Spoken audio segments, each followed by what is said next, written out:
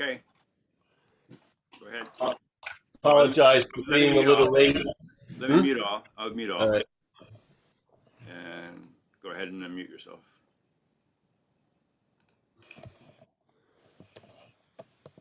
Hey everyone, sorry I was a little late. We were going to do it outside, but it was freezing, the picture, so I thought I'd better come in. All right, is there anybody new here today? Yeah, my name's Chance. I'm new, from Burlington, Vermont. Hi, Chance. How did you hear about this, James? My friend Joe, that's in the group. Parts Unknown, Joe. Oh, good. Hey, Bruce from Burlington, Vermont. Me, Chance. That's pretty funny. I had no idea. Anybody Yeah, I just moved here a year ago to get away from the world. So I just bought a home in Orwell.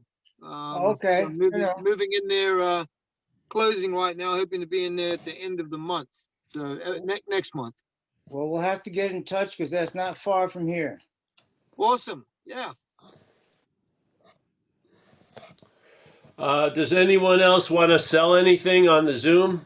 Does anybody have homemade cookies, tailoring? Yeah. All right, you ready, Mike? Yeah, we're already recording. Nice to see everyone. Paul, pleasure. Hey, welcome, Jim from, where was it, Burlington, Vermont?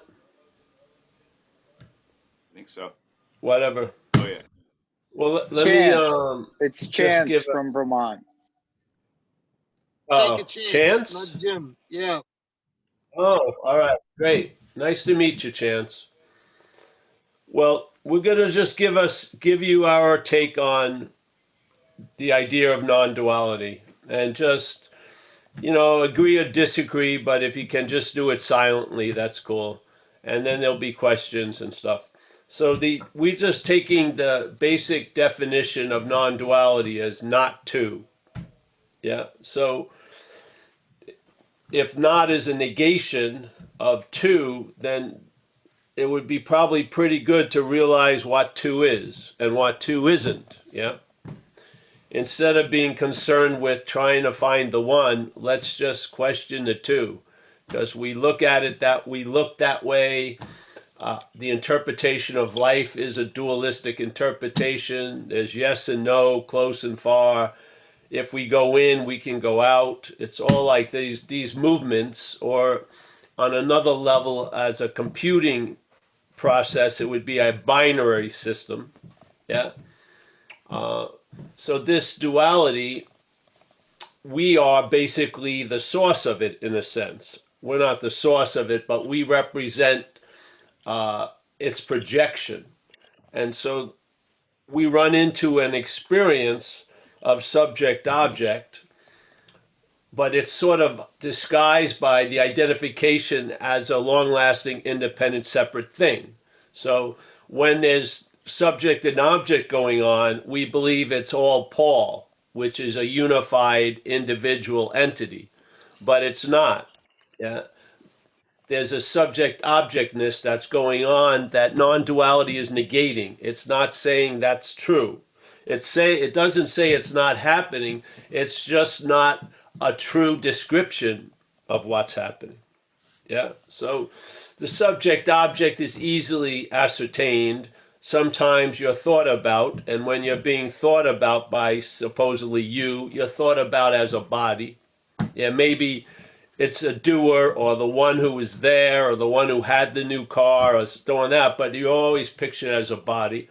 And then sometimes you believe you're the thinking. So you sense you're the subject and you're the object. So all day there's a subject-object, sort of like a slinky, moving along, being pushed by time. Yeah. So subject-object, subject-object, subject-object. Yeah. Negation of that is non-duality. Non-duality, in a sense, doesn't direct ourselves to one, it just negates the idea of two. Yeah. So if you see that what you're not, you'll find out what you are. And when you start finding out what you are, you'll realize how insane it was trying to see what you are, trying to experience what you are, trying to understand what you are, trying to get what you are to stabilize. That's all from what you're not. Yeah. So we're just switching, instead of starting at what we're not, trying to understand what we are, trying to know what we are, trying to experience what we are, trying to become what we are. We're just switching it. There's gonna be a movement, but let's just change sort of its direction. So now there's a knowing of what we're not. There's an understanding of what we're not. And the understanding of what we're not is an understanding of duality, really, because the understanding of what we're not is the falsity of subject-object. Yeah. So basically, it's a negation of all the activities that imply that we're this long-lasting, independent, separate thing. Yeah. And instead of attacking the long-lasting, independent, separate thing, because there isn't one, we question the activities that imply or point to the idea of a long-lasting, independent, separate entity. Yeah. If you weaken the belief and faith in what's pointing, the idea, the hallucination of the moon gets definitely incredibly decreased. Yes?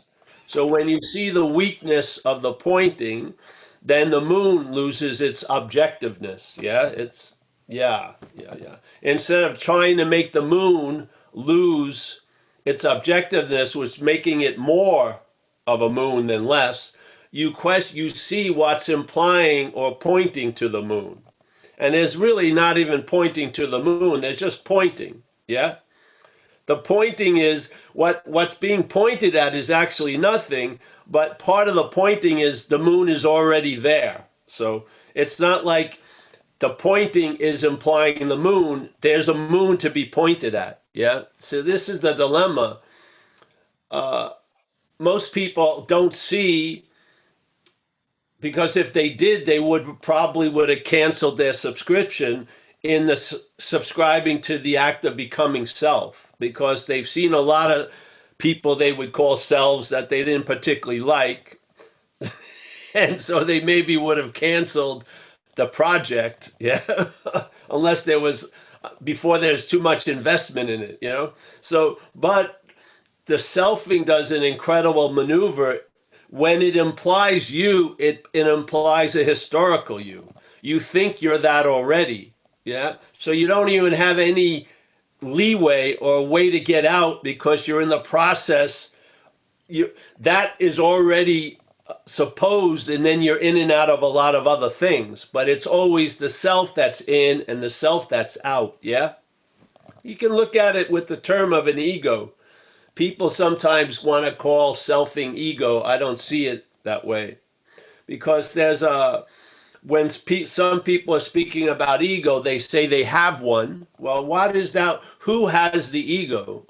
And then who is hoping to lose the ego? That to me is the false noun, so to speak. Yeah, the ego is just an objectification of it, but that's the false noun, is the one that's there when you get in and the one that's there when you get out. Yeah. So you're the one that was in, and then you're the one that gets out, and then you find yourself back in, then you try to get out, and you never realize what's the constant in all the in and out. It's you. Yeah.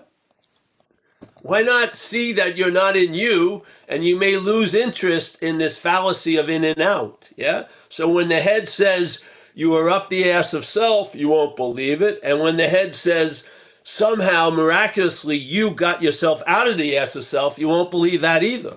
Yeah. You won't believe in the in and out. Yeah.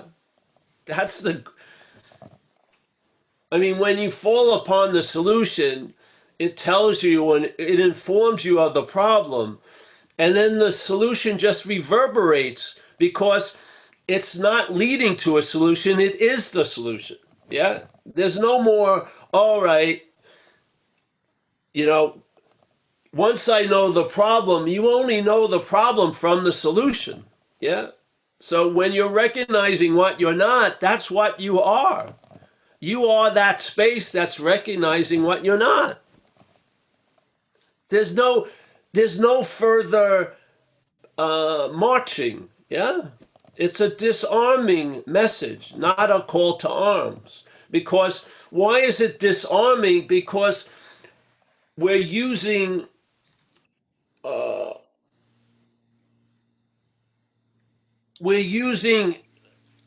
aspects, functionings that are not of us. They don't serve to bring us to where we already are. They do the exact opposite. And that was the big joke of the statement by Ramana, which is, the greatest mystery is reality wanting to attain reality. Yeah. So, all right, how could that come about is what interests me. How could reality want to attain itself? It would have to be seemingly identified as something other than reality, yes? What would make reality a desire if you are reality? Obviously, there would be no need to desire reality if you are reality. Yeah, to desire reality, there must be a belief you're not. Yeah.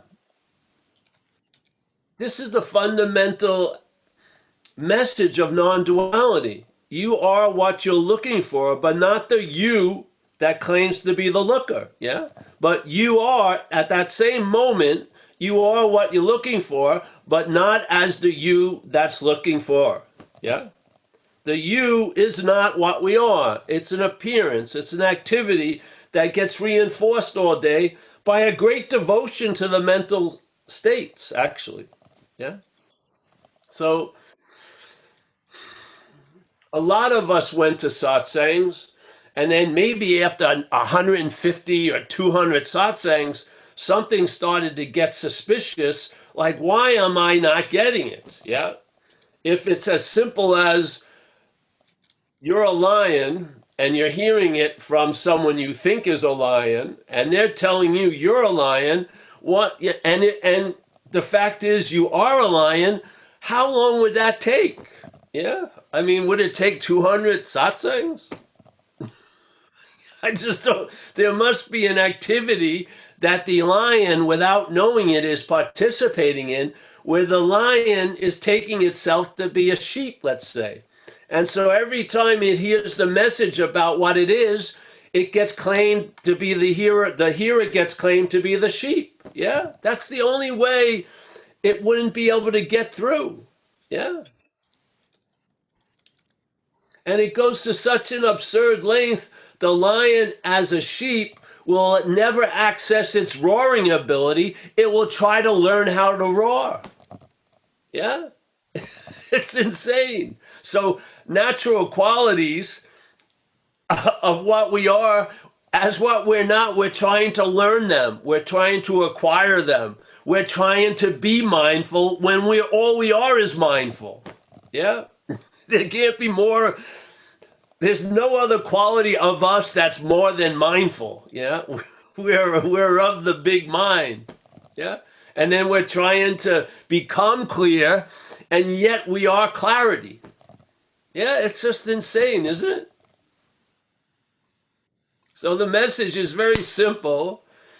What's motivating all of your drives and desires for what you already are? They must be driven by a mistaken, and not a mistaken, just an identification as something that you're not, that believes in its conceptual what it is, everything would be much better as what you're not.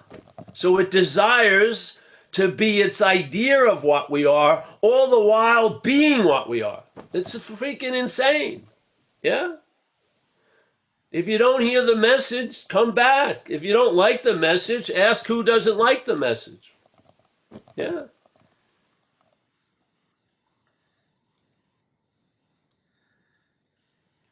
I walked into satsang like I walked into everything else. There was an identification as a Paul, and now Paul was going to use this to get better. Now, it was a tricky way. It was tricky. It was very tricky to put a saddle on non-duality and then ride into another condition, because it doesn't really go well with a saddle. But it gets to a point where you want to be a non-self as a self.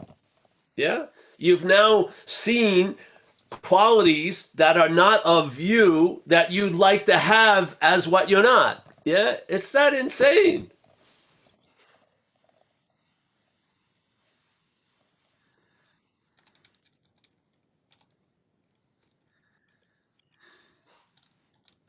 Maybe we just wouldn't appreciate where we already are. It would be much better if we could arrive here. Yeah?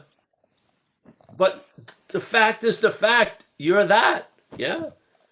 So either the mental ideations must be sort of seen as not yours, or following the mental ideations, it's going to fail you, and then you're going to arrive at the same place. Yeah? You're going to be left with your own devices, and maybe, just maybe, see they're not your devices. Yeah?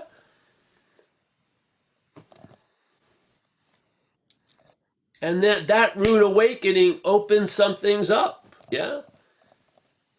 And maybe from that point on, you'll never look for what can't be found. Yeah? And you'll never look what can't be lost. You won't look for it. Yeah? And a lot of other things will get established. And when they're established, it's so obvious they have always been established that there wasn't a moment of coming to Jesus. In a weird way, you never left. Yeah? So there's no coming to, oh, the great revelation. You never left. The revelation is of ourself. Yeah? It's of us. And it's always realized. Yeah? That's the beauty. So I don't know what it will look like for you. I don't. I would imagine it will be expressed as a stabilized traveling lighter through whatever life has in store for you. It's not going to say everything may be great, but however it is, you'll be able to travel lighter through it. Man, without any much thought or effort, really. Yeah.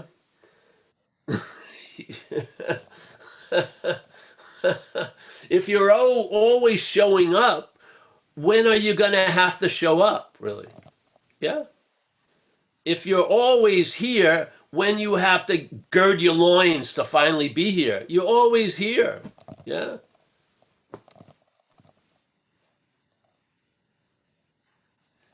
This moment demands of me to show up. No, that's your nature. You're completely showing up at all times with no requirement necessary. Yeah. Well, you're going to have to let go of a lot of stuff. Did anyone really hold on to anything? Was there a person that was holding on? No, there was an interpretation of holding on that adds the person to it. Really? Yeah? You call something as holding on, and then you brand it you, and then you hold an event and you say that's letting go, and you brand it with you. So you held on and you let go. What's the constant in the holding on and the letting go? The you. Yeah? So all the while you're seeming letting go, there's no letting go of that old idea. It's migrating to each pole. Yeah? I was really close to God. I'm really far from God. But it's the same you that was close, the same you that was far.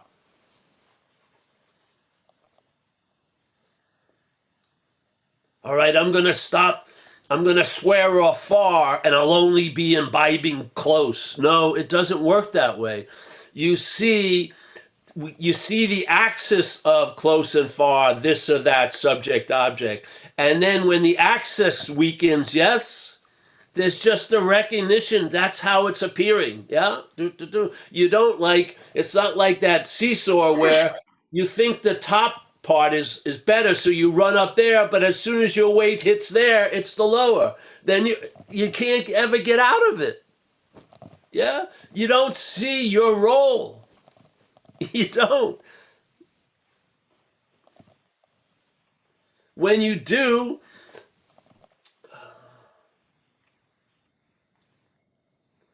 you know, the great gift is nothing has to change. Yeah. Things don't have to change for it to be what is. Yeah. It just is what is.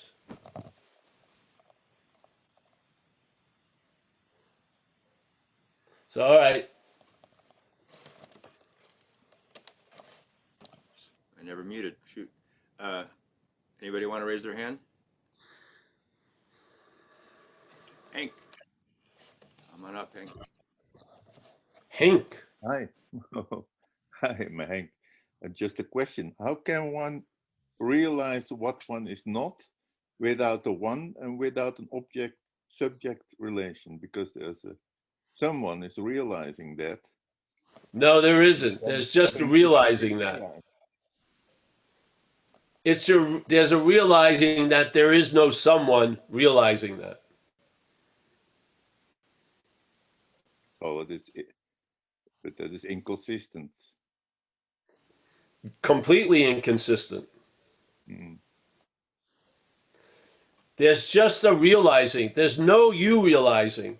Which comes first, you and then a realization, or is there a realization and then you's added onto it? No, but how can existence depend on subject relation? These No, it doesn't. That's dreaming. That's dreaming. That's not existence. Existence is the dreaming. Something exists or doesn't exist. Hmm? So what you're not doesn't exist, I suppose, or not. No, there's existence, and then there's things appearing to exist. That's the dreaming. Yeah. Yeah. Yeah. So that doesn't exist because it only appears. When it appears to exist to that which is existing, it can seem like it exists. That's the dreaming. Yes. Yeah. So the quality of the dreaming is based on the audience, so to speak. If you're believing you're the dreamt, then that which is appearing to exist seems to really be existing, doesn't it? Yeah. There you go. The word appearance suggested that something doesn't exist. That's right. It's appearing to, yes. Yeah. Okay. It doesn't exist as it appears. It may be existence because the nature or the essence of all the dreaming is the dreaming, but as the appearance, it doesn't exist. Okay. Yeah. Okay. And some other question. It's all about self, but why not about nature, for instance? Does it appear only? You see what I mean? No, go ahead. It's not about self. It's about selfing, really. Yeah, about selfing, but naturing. Let's say there's a lot of things happening outside of me also. But the naturing you're not thinking about all fucking day. Yeah, okay. But then it's a sort of self-help idea rather than a cosmology or whatever. Self-help has its point, yes? Yeah. If what's appearing to be real is really appearing to be real, then you better have some skillful means to get some fucking relief. Yeah? Yeah. Yeah, it's sort of like the guy who has non-duality as a philosophy, and he's in a burning house, and he keeps trying, as he's getting hotter and hotter, he keeps saying there is no house and there is no fire. It'd be much better just to get a pail of water. Yeah. Yeah. But if Yeah. you if you have an object-subject relationship with the house, then it doesn't exist. If I understand you well. It doesn't matter what relationship you have with it. The house doesn't really exist, of course. Was there a house at the beginning of time, and is there the same house at the end of time?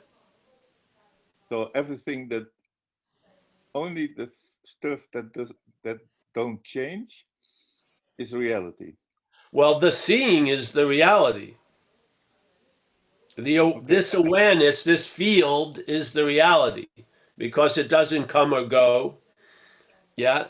It doesn't pale. It doesn't get bright. It just is. Yeah.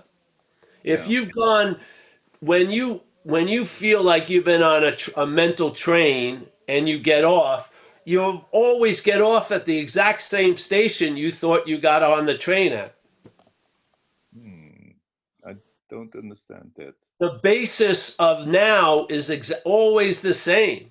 The basis of it. Okay. Yes. Yeah. Okay, but I don't see the connection with object-subject relationships.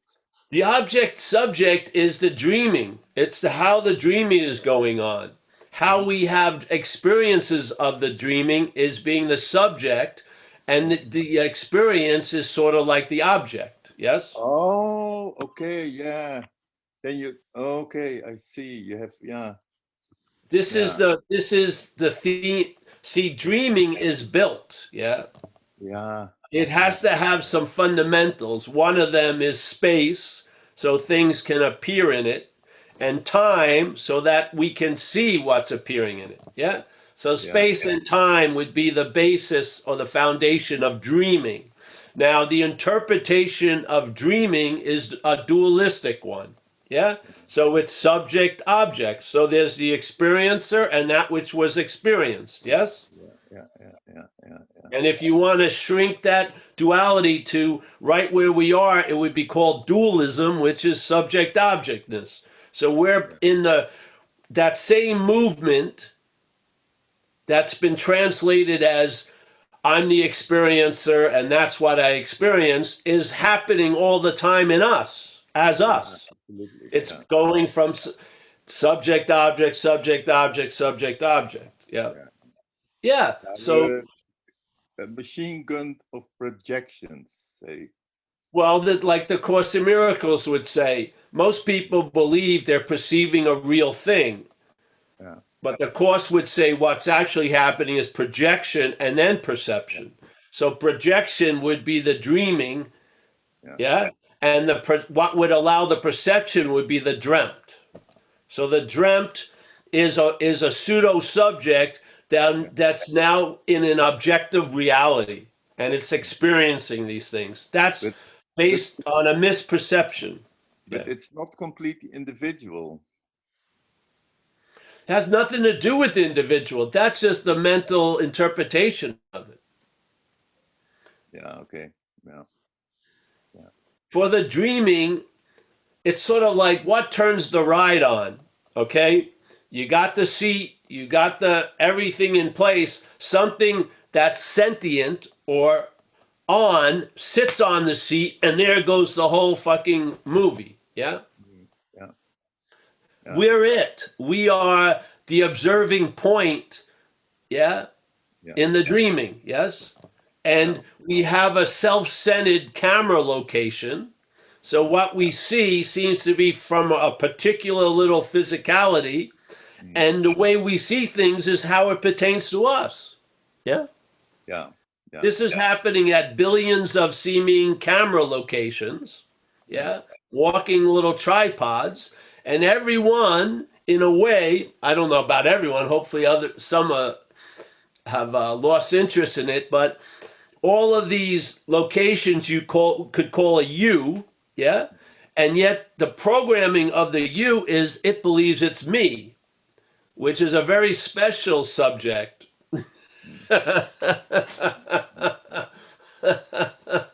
So everyone is built the same way. Yet Yeah. we don't see the similarity of the whole event because it has a big dollop of personalness called me, where you think the thoughts that are occurring are yours and they're very private, that you do certain things no one else does, and because you have your face looks different or your skin color is different, then you're different. I mean, it's a very flimsy flimsy evidence that if you just took a 5 seconds with the right understanding, you'd see through. Yeah. So, yeah.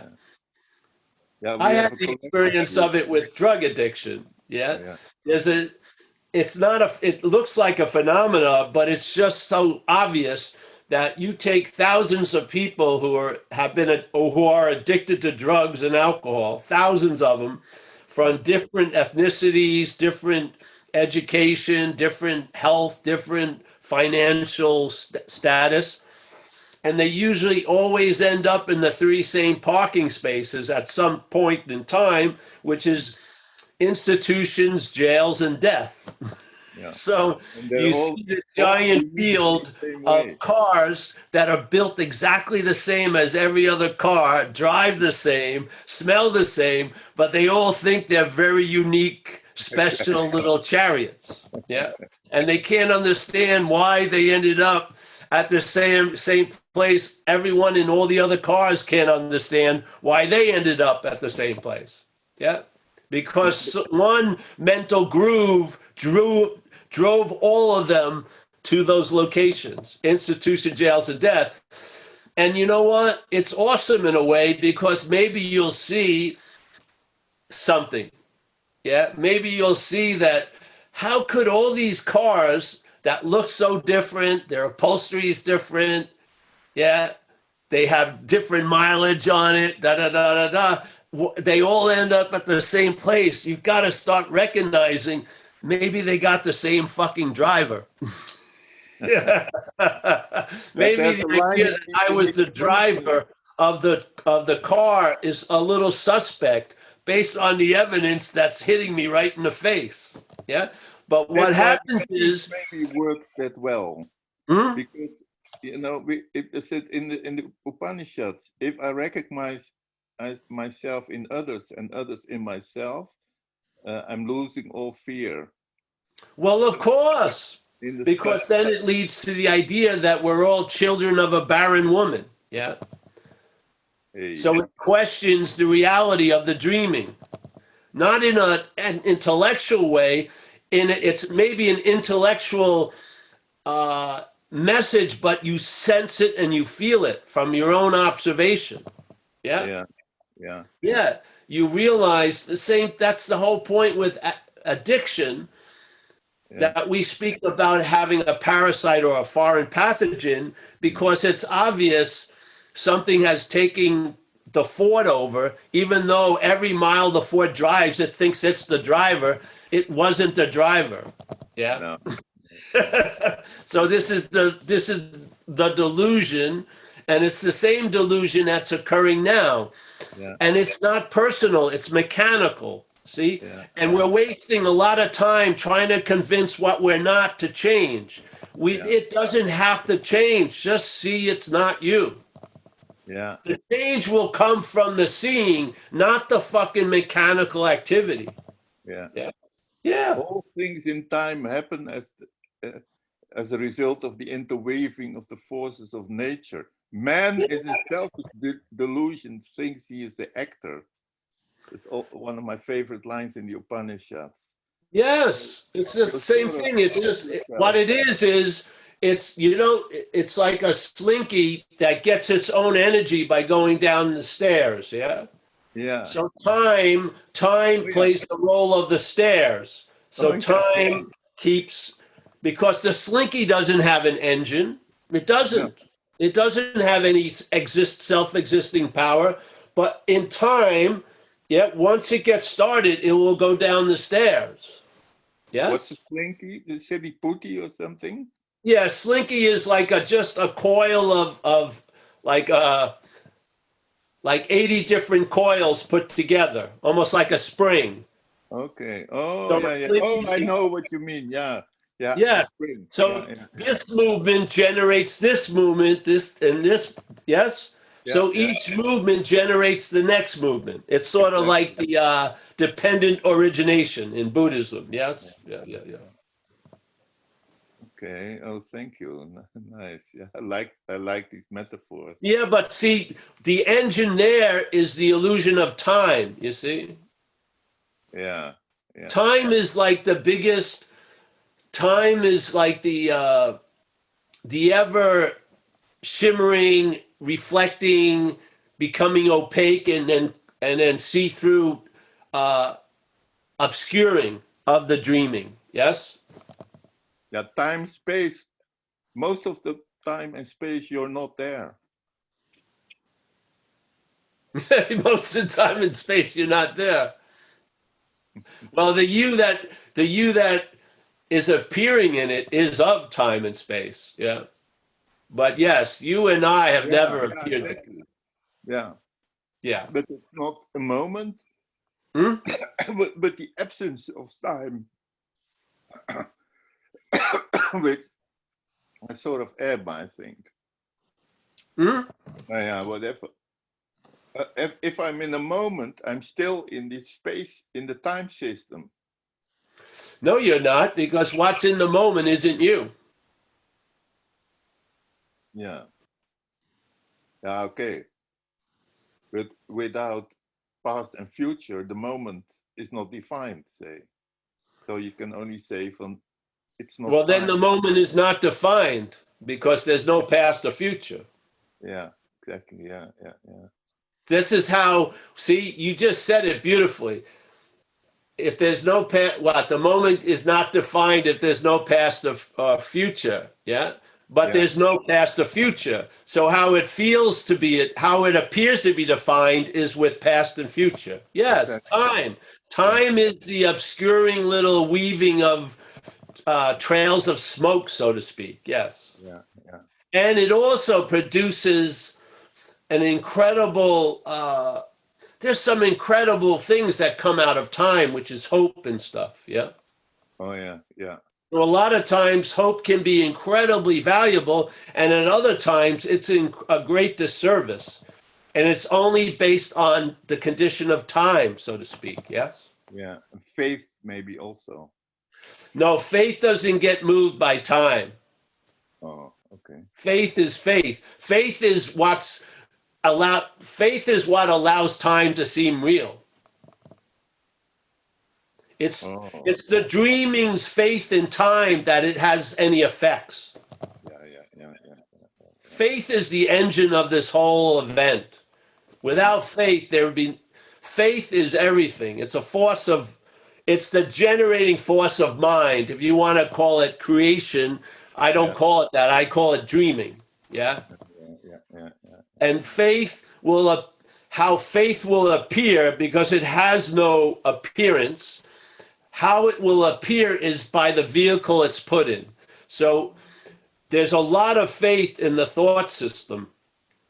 And that's what's allowing the thought system to generate a huge amount of anxiety about what's not happening. Yeah. It's not you, it's faith. Yeah. It's energy. It's an energy that's being directed without us knowing it. If we start having a sense as an action figure about what's going on, then the idea of surrender is a fucking very cool idea for the action figure, because you realize you're freaking outmatched. Yeah. You're being moved, you're not the mover. You're being directed, you're not the director. Yeah, it's very, as an action figure understanding, to me, that's the highest level of understanding. As an action figure, the inevitableness of surrender. Yeah. Happened to me 15 October 1982. Surrender, total surrender. Yes, surrender is, Ramana always talks about there's only two basic ways, in a sense. One is following the source of all the selfing and seeing, going to the real source, or surrender, and or surrender. I think they can go hand in hand. Yeah. But as an action figure, if there's a real sense of being part of the ass of the action figure, surrender is really. Yeah. I think if you take out all the false hope and everything, usually some of us have to be led to a bottom. But if you would see things without hope stretching your seeing into looking, you know, like it could be better, it would lead to a recognition of the failedness of the system that you seem to have taken yourself to be. Yeah. And then to me, it leads to surrender. Yeah. It does. Yeah. Yeah. Yeah. And the failure of the mind, the thinking system. Completely. Yeah. It's a failed system. Yeah. And the fear. Well, that's because it's a failed system. Yeah. I'm afraid something is not going to get delivered because it hasn't gotten delivered. then you're temporarily relieved, and then a few years later, you're in the same place again. Not necessarily. Okay. The surrender can become surrendered. Yeah. There can be a convincing, and almost sort of like you're convinced of what's already so. You're completely dyed a certain color, and then you're also convinced of that. Yeah. And therefore now the surrender first tasted now can be entertained. Yes. Yeah. So it allows you to, for whatever position you seem to find yourself in, there's a large amount of positionlessness. Yeah. Because you realize you have fucking nothing to do with most of the stuff that's happening. It's a great relief. Yeah. It is. Yeah. So, and I don't see them as any different. So the non-duality idea, you know, it's sort of like you can fall into something or fall back into something, but the nothing you are going to fall into is always available at all times. It may be seem to be more intimate through an idea of surrender, or it may be, there's no one to surrender, and to whom would I surrender to anyway? You know, who knows? But you'll find out for yourself. Not for yourself, but you'll find out. Or it just happens to you. Yeah, that's what you find out. But in time, if something is initiated a surrender, over time, it can become surrendered. Yeah. Right, okay. If the surrender doesn't root, yeah, it'll be forgotten in a day or two. Yeah. Many of us have had incredible free samples, and there was a surrender for maybe an hour or two, but because of the dreaming of time, circumstances changed and things changed, and there you lost seemingly the surrender. That's why when I got struck sober, I was introduced to a way of life that night. Yeah. If I hadn't been, that surrender that initiated me getting to that first meeting would have dissipated probably in a couple of days. But because I found a way of life, it's extended for 32 years. Yeah. Yes. I had it half a year after I got to AA. Yeah. So, yeah. All right, man. Nice to see you, Hank. Thank you. Thank you very much indeed. Thank you. Thanks, Hank. Anybody else want to raise their hand?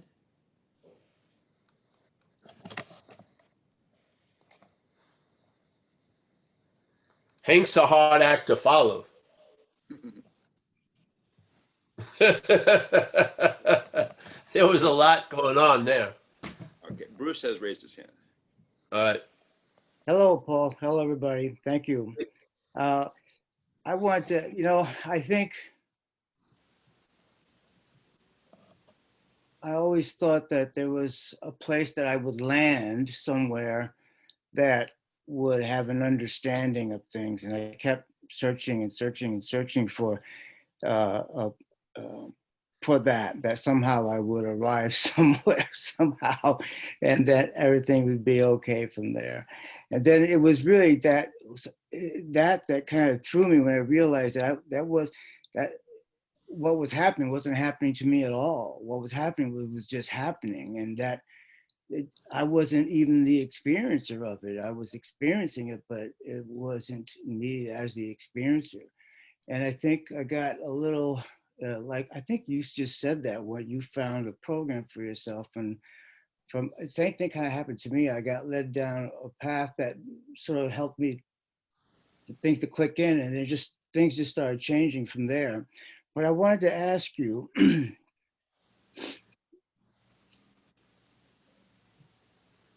I don't think there is any place to land anywhere, no matter, the way it seems to me is like, it's not even,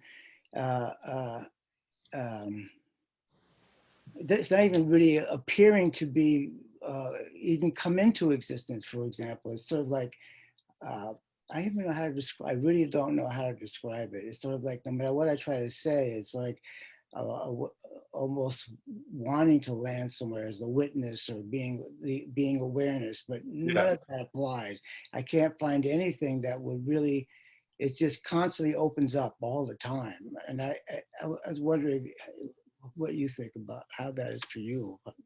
Yeah. So, but see, because of that and the indescribableness of it all, what you'd like to know is how the mental state is going to claim that, yeah, and put you into the story of not you. Yeah, that to me is the value. That stuff of what you described, those feelings as best you could, are going to become readily available. They're not super unusual.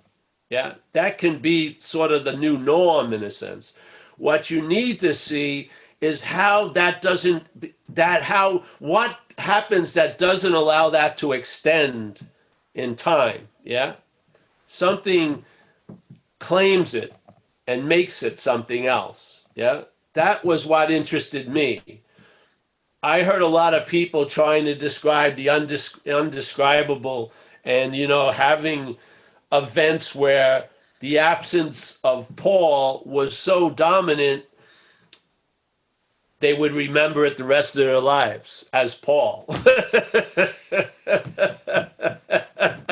So my interest is in that, the mental claiming and seeing how fast it is, and the feeling of wanting to get out of that is a production of just that, yeah?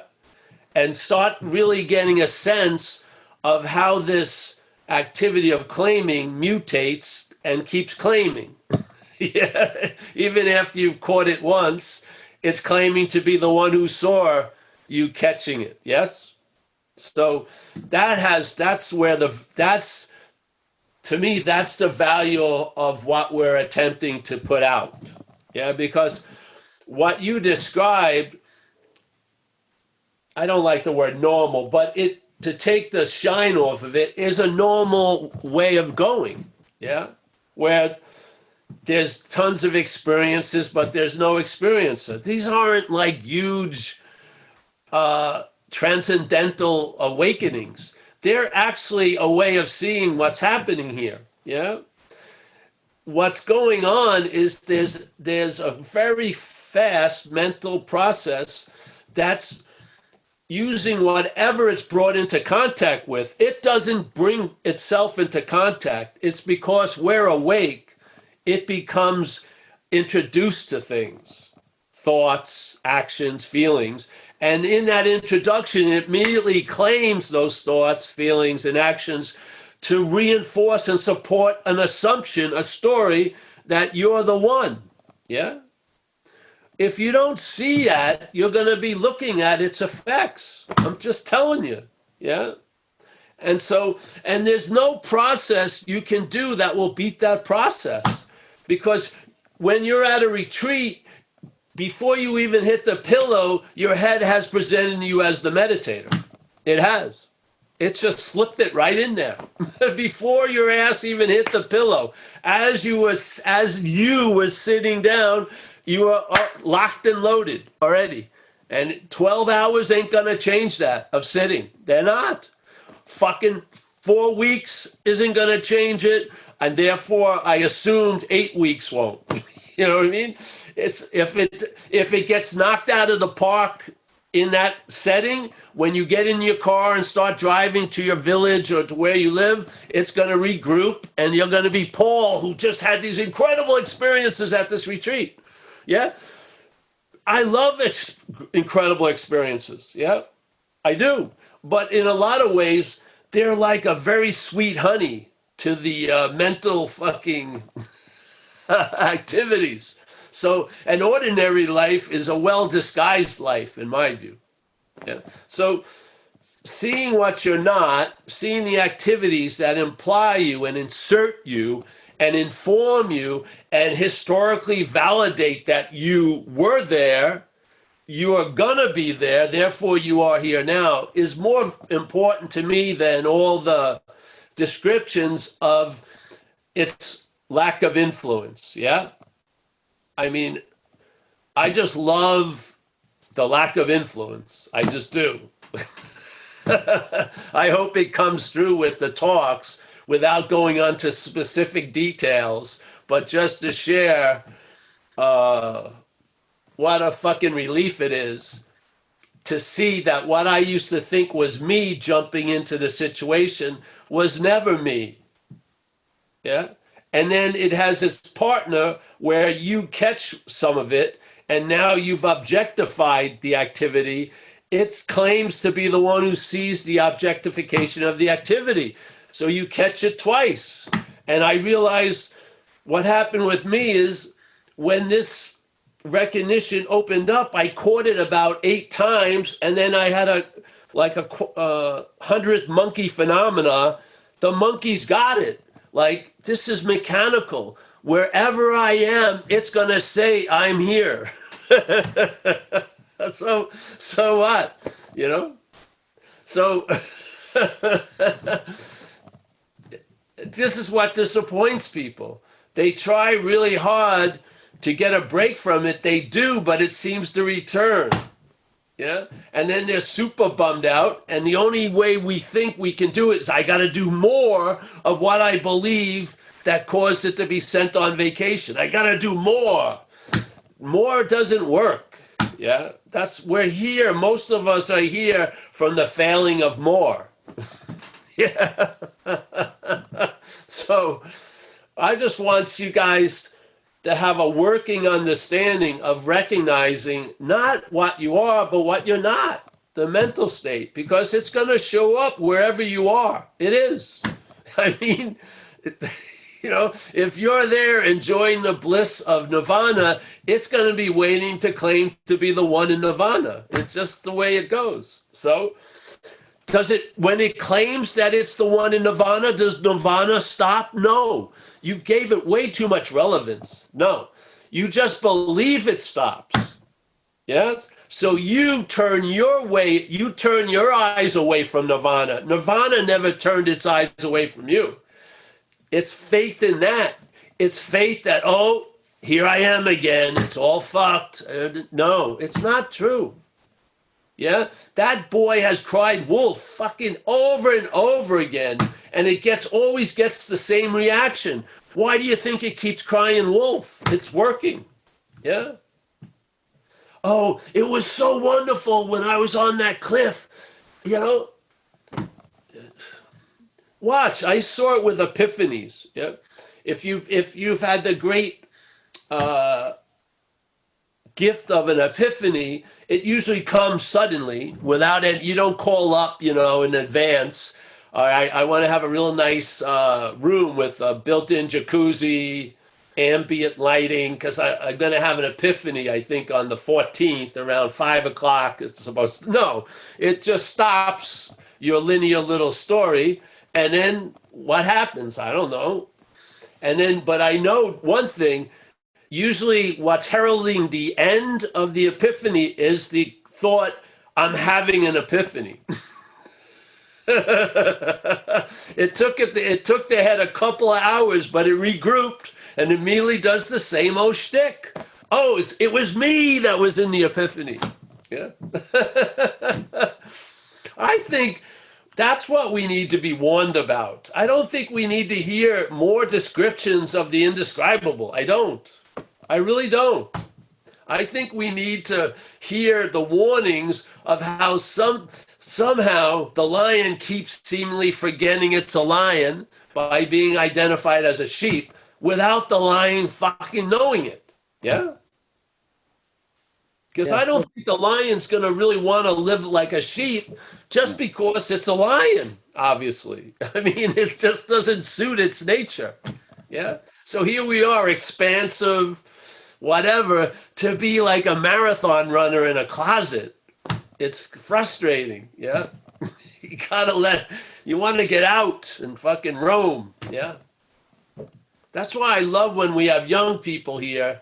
They haven't been totally tattooed into submission, and their minds, though they may have a rough ride because of sensitivity, but their minds are lit up, and I love it, man. And there's the mental shades haven't been pulled down and secured and locked. Yeah, there's some light. They don't even know it, but there's light pouring out. I love it. Yeah. Thank you, Paul. Thank Yeah. you. Thank you. Yeah. Thanks, Bruce. Anybody else want to raise their hand? Philip.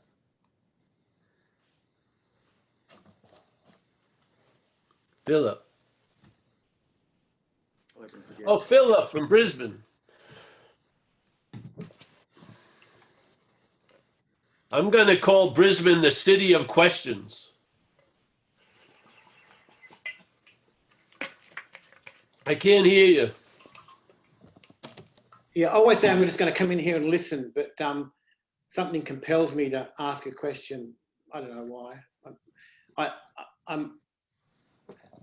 I lecture at the local university, and I don't get to ask many questions. A lot of people ask me questions, but I'm just thinking about this. In the seeing, it's almost like it pulls the rug from underneath the mental state or the action figure. You know, all that was kept so important, like religion and meaning and love and art, seems to be kind of totally undermined, and it's kind of like it leaves this kind of feeling of emptiness and disappointment, and it's kind of like, well, what happens to religion and art in all this? I don't see it that way. No, you may have a momentary effect like that, but it doesn't stay that way. I love art and expression and shit. And I love the smell of old churches and the stained glass. Yeah, there's so much beauty going on in our failed attempts to express the inexpressible. No, I'm a lover of art and shit. Yeah. I'm not a lover. There's a loving of art. Yeah, but of course, if there's been a certain override in all those areas, then there may be a distaste for it for a period until there's a regrouping, and then there's an appreciation again. Yeah. Yeah. Yeah. I guess my question. I mean, I agree. I mean, I love. I work as an architect. I love buildings, and things are incredibly important to me. You know, and but in this traveling life, I would just say things are incredibly important. You don't need the to me. Sorry. You could just say things are incredibly important. That's an incredible feeling to have at certain times. Yeah. Yeah, just to me is an add-on there. Yeah, true. But it's like there was an expectation in the first exposure to this message that all this would kind of all this would just drop away. But it's kind of like it doesn't. It has its own life, things just seem to be the same in many ways. See, the funny thing is, the you is hoping everything just drops away, but there'd still be a you. Yeah. The effect is opposite. Everything keeps appearing, but there ain't a you. Yeah. That's what's revealed. It doesn't go the other way. Everything disappears, and then there's just me. The fact is, everything is just appearing, and there is no me. Yeah. It doesn't require that belief system. It doesn't require that intense kind of worshipping. I don't know, this devotion. It just is, Yeah, but some people, the action figures expression is going to be great devotion. We have some people that come to the Zooms that are in a devotional situation, I think. I think this idea frees you up to a lot of possibilities that seeing things as positions won't. Yeah, I find you're not seeking so much to get something. You may seek opportunities to express something. Yeah. I ran in. It's so weird with non-duality. Some of the people I got introduced to earlier were all into kirtan. You know kirtan? No. It's like devotional music. Yeah, and some people have changed some of the beats and the wording to make it more contemporary. But there's a large subculture, not a large, but a little subculture where people express, they have a sense of emotive love and they find expression through music, kirtan. And so a number of people that used to come to my talks when I had never heard kirtan, had no interest really in hearing kirtan, they were into kirtan. And then some people would say, hey, can you let what's their name open up the meeting? And then I said, sure. And then sing at the end, sure. And then suddenly, kirtan is happening. It was great. And as soon as I heard the music, I went right into a lovely space because you're available. Yeah. Now, what would happen after they would sing for a few minutes, I'd get up in front and say, well, now here's the bad news. Because there's no one there. Yeah. But see, enjoyment doesn't necessitate someone to enjoy. Yeah, some people get too stoic with non-duality. There's a lot of enjoying going on. It doesn't imply there's anyone enjoying it. Yeah. Or this kind of investment in an outcome that's going to lead me somewhere. Like I know about. I used to go to Eckhart Tolle groups, and they'd play this music and this meditation, and there's this expectation that this is going to lead to some state where you're going to be more open to it. But in the seeing, I realized that, as you say, the music is just beautiful in itself. It doesn't need to have this sense it's going to take you anywhere, Well, that's a great revelation because you see the mental states, expectations. It wants to get somewhere. It sees everything as a vehicle. It doesn't see it as a vista. It sees it as a vehicle to arrive at a better vista. Yeah? That's the addiction. And then that addiction in a spiritual setting is spiritual addiction. Yeah. Yeah. This is what happens. But in a way, when you have thousands of people coming, I don't know, it may be too hard to explain. You've got to be an unpopular person such as ourselves so you can sit every week and go over these little, because there's there's maybe too much of a demand to get something. Yeah. And then, so here we can just explore the activities that supplant or the planting of selfing or already assumes the plant. Yeah. So you feel like a self already. I think that's incredibly important to understand. Yeah, yeah. And then you can, when you go to these other events, you'll see just that which you used to look from. You'll see it, and you, wow, you'll be very, yeah. It's yeah. It's to me, it was beautiful because without the contrast, I wouldn't have seen it. So by going to a place where they were talking about nothing, but there was a whole lot of something, you know, you could see the contrast of something with the idea of nothing easier. Yeah. Yeah, yeah. I felt, yeah. Just come back, you know, hang out with us. If it's working, it's fine, man. Hopefully we'll still be here and you'll be here and hopefully yeah. We can allow each other just to travel lighter. Shit. Do you really want someone? I don't want to be called to arms anymore, you know? I don't want to, you know, have to go through the 9 stages of transcending, you know, it's just, fuck it. I'll just stay in the basement, really. I'm just over with it. Yeah. I swear.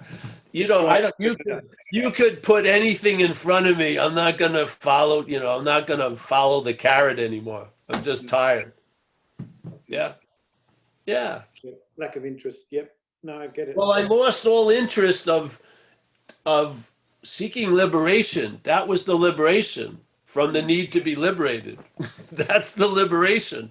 The liberation is, you know, hey, you're not going to get out of here fucking far out. Thank God I've been trying to for so long. Yeah. Thanks for breaking the news to me. You're not going to get out of here. Great. Yeah. So I realized I'm out of here by being completely in here. What the hell? Who would have thunk? Yeah. I never wanted to be here since I've been 6 years old. I had an irritable restlessness, discontent, which a lot of addicts and alcoholics is the basis of the dis-ease, and it drove me. It drove this event on and on and on in the, you know, on that path of time, first to get worse and then to get better. Yeah, and it was like an urban renewal project, and the budget kept pouring money fucking in, and nothing ever really happened. It was just, you know, and then finally one day I realized, hey, I'm not that. The urban renewal project was canceled, and all the interest and attention went and started to enrich my life. Yeah. Instead of enslave my life to yesterday and tomorrow, the same faith was enriching my life. Yeah. Yeah, it's like the meeting no longer has an agenda. It just has its own kind of. I hope not. I mean, seriously. Yeah. You know? I mean, look at just, you know, Buddhism is unbelievable. If you go to Buddhism 101, they're pointing out the dissatisfactoriness of things that come and go. Now, they put that out, and then it matches with your own taste. And you go, wow, yeah. So then you have a realization.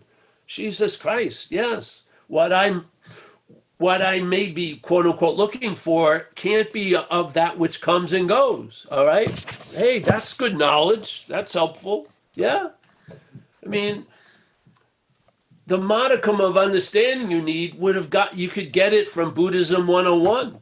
Yeah. If you just recognize the simple statement of, hey, what's the cause of, you know, of suffering is the problem, seemingly. It's like a malaise or a dissatisfaction, general, sometimes specific, but mostly abstract. Yeah.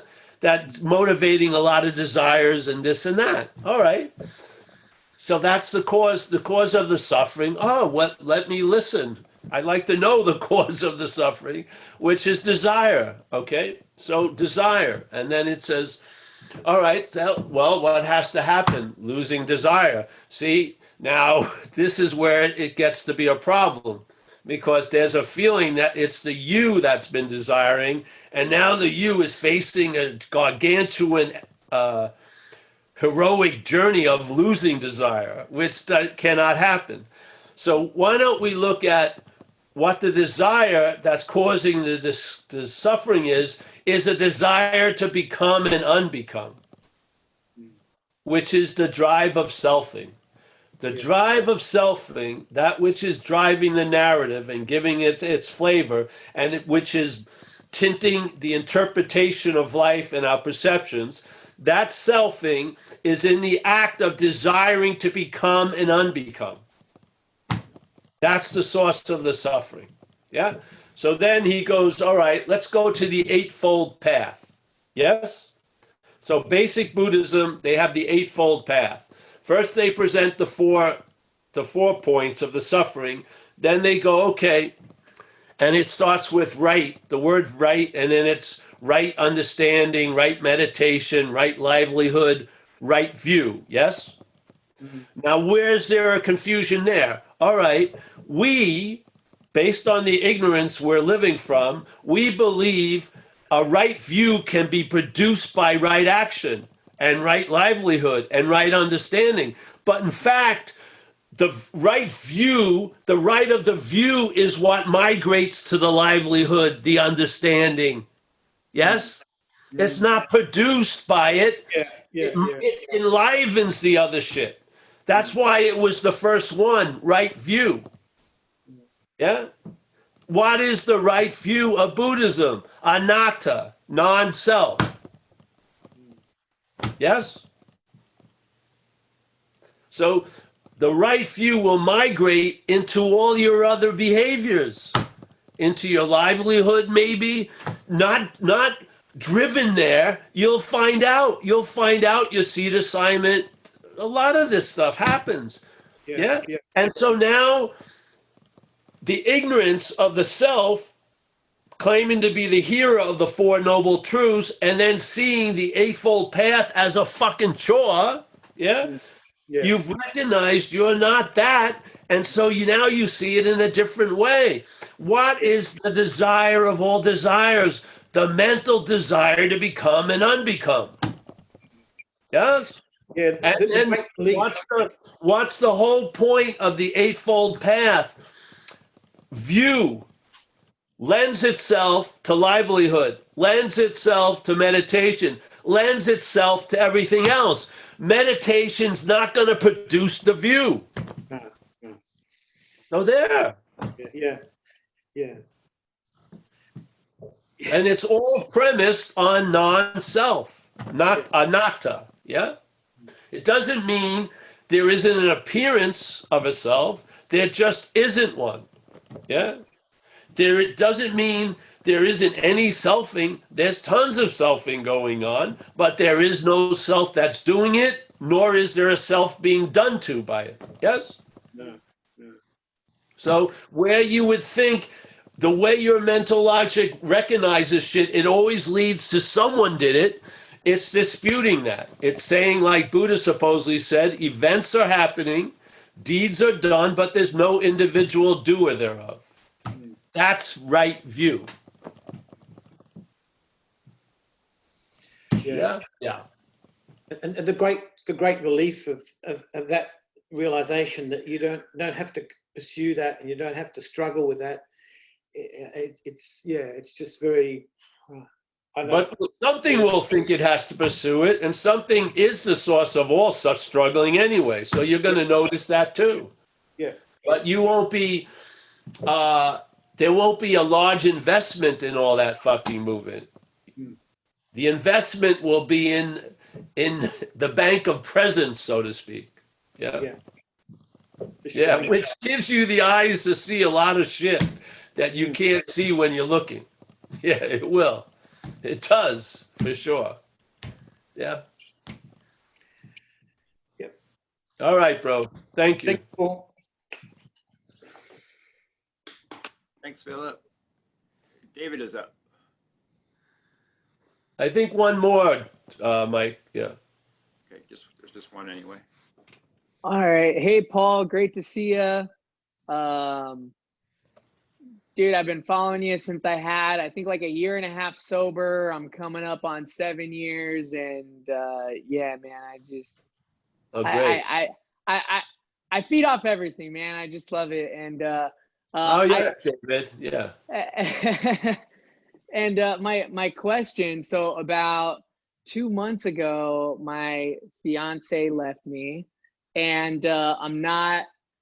There's definitely a sense of loss, and although I'm not taking ownership and doership of it, I noticed the mental activity has been a lot more unpleasant. The involuntary loop has been more like, oh, you're gonna be alone forever, that was your last shot at love, stuff like that. And I'm just like, all right, come on, exhaust yourself already, enough of this. And but then I got all my AA buddies saying, hey man, this is a traumatic experience, you can't sidestep or transcend this, you got to own it, and accept that you're suffering, and eventually you'll heal. And so I'm just like, all right, well, I won't own it. I wouldn't own it. No. Yeah, I'm like, because it's too much of a burden to identify as the originator of like, oh, well, maybe if I did this differently and that differently, maybe and I just don't want to go down that road. But like mainstream AA and all my AA buddies, they're saying like, hey man, you're a human, and you can't sidestep or transcend this, your fiance leaving you in the midst of a pandemic and all this stuff. And I'm over here being like, well, you know what, like deep down, I feel okay. Yes. I feel, go with that. Go with that. Yeah, man. And it's almost like the world almost like dictates that I'm supposed to like, be in a certain amount of like, I guess, sorrow over, a sense of loss like this. But I feel just, cause I got into your stuff, shoot, almost 5 years ago, when I was newly sober, and it's been a saving grace. And so I just wanted to, ask you about that. If it's like, I'm being viewed as like insensitive, like, oh, well, maybe he didn't really love her if he's not a complete emotional wreck over this. Yeah. Yeah. Well, you can imagine where the parades end. Do you want to follow the same drumming? I don't know. Yeah. Yeah. If you've heard a different drumming and you feel fucking authentic around that, I just follow that. Yeah. And basically people are just trying to be of help. Yeah. And sometimes they have a myopic view. That's all. Sure. Yeah. So just try to, I've been in it myself for years, and so, but I mean, if they had what I wanted, then I would maybe do what they tell me to do. But most of them, I don't want what they have. Amen. Amen. Yeah. Oh, that's good. So it's nothing personal. I just don't want what they have. So yeah. I've had that. Yeah. So whatever. I know. I remember you, David. Yeah. I've been happy to watch you. So yeah, stick with it. And see, a lot of people, because the head, obviously, while you're going through this, the head is claiming to be the one going through it, and it wants to take what it thinks is an easier, softer way, which is disassociating, whatever. Yeah, so that's the warning they're voicing. But at the same time, you can recognize that as not you, and you'll feel into it more than you ever did. And sometimes when you feel into it more than you ever did, the length of feeling into it is shortened a lot. Yeah. Yes? Because you really feel it. Yes. Yeah. A lot of us, they want us to draw it out like a syndicated soap opera for months and months and months. Dude, seriously, man. And this whole time I'm just like, hey, I almost have like no opinion over the matter, because I'm not gonna waste time trying to keep something alive that's not there. That's right. Fantastic. See that? Yeah, exactly. And it can be a win-win. you'll be better off and she'll be better off. It doesn't have to go one way or the other. Yeah. Yeah. And even though I only needed to hear your message once in the beginning, you know, I keep coming back because it's just so refreshing to just hear it over and over, even though it's you know, not new information. I'm just like, like, I feel like, you know, not everyone speaks this language, and so it's just nice to you know, be near you where I can, you know, just feed off your presence, man. It's all good stuff. So thank you. I really appreciate it. Bro, anytime. Yeah. You're a lifetime member of ZenBitchSlap.com. Thank you. There's a lot of benefits, known and unknown, but you'll find out. Yes. Thank you, Paul. All right, David. Thank you very much. I think we'll end with that, Mike. Well, I just wanted to add that kind of funny because David was sharing what he is projecting on you as sharing. So I was getting from him what he claims he's only getting from you. So yeah, that idea that we're not the ones giving and expressing, that we quote unquote have it, kind of inserts itself as a primary, you know, thing that makes us like wonder if we're loving, right? But I thought that was totally loving. Thank you, David. Yeah, very nice. Well, let me lovingly say goodbye to everybody in my own style. So, Mike, thank you for being the platform holder. And we got Walter and Hank. We got a couple of Amsterdamies here. We got Zlatko, my main man, living large at the lagoon. Very nice. We got Judith. Fantastic, Judith. Yes. Fantastic, Paul. Wow, what a beautiful, fantastic meeting. Thank you for your love. My pleasure, for sure. Yes. John K., as always. Susan is risen from the grave. She's up. Yes. Very nice to see you, Susan, again. Joseph, as always, it's always a pleasure. Christine, nice to meet you again. I like that background. We got Norman from Germany. We got Robert from New Zealand. I wonder, I don't know if Alan from New Zealand's here. If he is, he sent me 2 nice, beautiful pictures I want to thank him for. Roman. Nice to see you, Roman, as always. Thanks for all the support. Philip, pleasure. Yes? I don't want to have to come to Brisbane and Zen bitch slap you personally, so. Yeah. No, I'd love you to come here. Oh, there's Damon with a lovely little dog. Woo. Yeah, I can't wait for this puppy we have to become well-behaved. Looking crazy. The thing, it's unbelievable, really. All right, Fritz, as always, I like it. I love art with the third eye. I'm always into it. Yeah, I have a couple of T-shirts with that. Very nice. We got Kenneth from Toronto. We got Jeff and Lori. There they are. Nice to see you guys. Pleasure. We got Hank. Oh, I want to announce too, we're going to do, it's going to cost money though. $100 for a 2-day event with another group. It's on our website, but you'll have me, they wanted me to do 4 talks each day, but I'm doing 3 talks each day.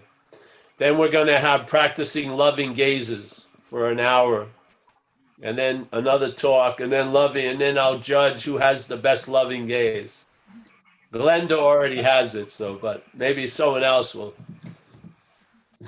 But it's pretty good, you know. In time, when you stay on this topic, it does have a certain momentum that gives a different feeling to it. I begrudgingly had to admit that to when I used to speak in Toronto, because they had it was expensive rent, so they had me speak Thursday night, Friday night, twice on Saturday, twice on Sunday. So by Sunday, we were having a lot of cathartic events, moaning and crying and shit like that.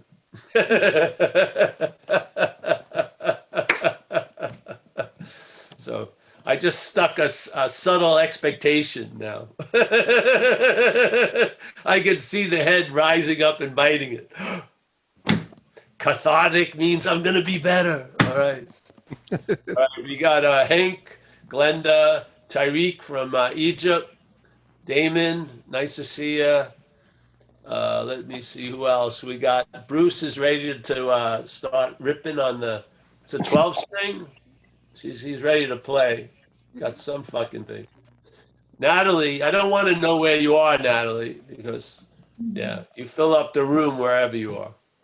Nice to see you, Natalie. Jeffrey, again, Jeffrey took the vow of silence today. It's very becoming on you, Jeffrey. Try it more often. Just for today. Just for today. We got Stefan, as always. Chris. Thanks, Paul. Oh, yeah, thank you, really. Jeremy. We got, Verena. Nice to see you, Verena, again. Anne, as always. Yes. I like that color, Anne. Very nice. Very deep blue. We got Raven without glasses today in Eastern British Columbia. Thanks for the support, Raven. Appreciate it. We got Alan. Alan. Nice to see you, Alan. We got John Kaiser from Minnesota. Mike is up today. That's pretty good, Mike. We got Sagar from Toronto. Matthew, I try to avoid a conversation with Sagar, but I finally answered the phone. Yeah. Chris and Mammoth. Chris Thanks, Paul. in Mammoth Creek. That's a nice area. Nice to see you, Chris. There's Skylar. Yes. Skylar's she's roaming around outside. That's good, Skylar. Yeah. Nice to see you, honey. Johannes, as always. Matthew, it's always a pleasure. I've run into Matthew many times this life. Let's see. We got Mickey, the matriarch of Madeira. Sarah C. isn't showing herself, but we know what you look like, Sarah. Johannes in Germany, always a pleasure. Let's see who else. Oh, we got Keith. He's in the right wing militia training week. Yeah, that's all right. Yeah, he's learning how to make bombs. He's learning how to make bombs this week. Well, how did you recognize? And I'm going to get my money back because I'm wearing my camouflage pants. How did you recognize me? I thought you have that stealth. I just recognized. I took a chance. Well, I'm going to get a refund on the camouflage pants. Now you've revealed yourself, so we were right. You've been revealed. Got it. Okay. Nice to see you, Keith. Likewise. We got Tanya. How are you, Tanya? Okay? Traveling well today? Yes? I think it froze. We got Bernard. Thank you, Paul. Bernard's riding this like a wave. He's enjoying this, eh? Yes, I'm doing. That's good. That's good. We got a friend from Spain. Where was he? I just lost him. The name I cannot. There's Mark V. Nice to see you, Mark, again. Thanks for dropping in. We got Stephen, not of Paris, from Glasgow. Stephen, give us a miracle for a second. Miracle. There you go. I love that. Thanks, we got Paul. David again. Remember that. The way he says miracle, let that sink in. Yeah. We got H from Joseph. Philippe, J Phone, Michael. I got a lot of people I can't see. So we got my lovely Amelia, Peter. We got Maggie. Maggie, hopefully you're traveling well. Felipe, Michael, Lorraine and Mark. Joe, parts unknown. Hey, what's up, Paul? It's Joe the Bronx. Yes, I know. All right, cool, brother. There's no snow in the Bronx. Yeah, well, this is the new place. Oh, all right, great. It All doesn't right. look like the Bronx to me, thank God. It isn't. Oh, I was in a program in the Bronx near Yankee Stadium For 3 months, Rough, yeah. rough part of town, Paul. Yeah, I mean, I used to see these guys strip a car in about 3 minutes. That's the part of town. Yeah, it was a trip. Yeah. All right, nice to see you, Joe. Hey, thanks for the cash, too. Appreciate it. All right. I see Maggie, you too, Paul. I had Thank to get you. make Bye-bye. sure it wasn't counterfeit, though. I was a little concerned from the source. We All got right. Maggie. All right, that's it. Thank you so much. Thank you. Bye. We'll see you next week, Tuesday, Thursday, recovery, Wednesday, Saturday, non-duality. But every day is just okay. See you later. Bye. See everybody.